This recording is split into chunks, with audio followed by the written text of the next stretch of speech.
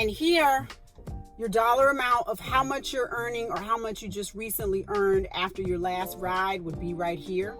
If you press this blue button right here, it says go. So that means you're ready to start driving. Sometimes they will ask you for sometimes they will ask you for a picture of yourself just to self-identify.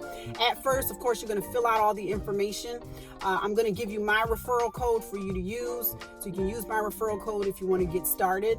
Once you do that, you're going to click on the app, or you can type it in when you get to the app, and then it'll pull up the prompts and walk you through what you need to do in terms of giving them the information. You do have to have car insurance.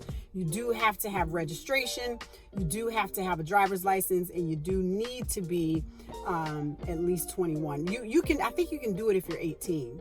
But once the alcohol rolls out and that sort of thing, you're going to need to be 21 years of age or older. So scrolling down, and see, it tells you when it's kind of busy. It says you're in a boost zone. So boosts are promos that they do where they will boost your rate for the trip, and they'll do it, times 1.1 or times 1.3. I'll show you the promos. They've got a section in here that says promos.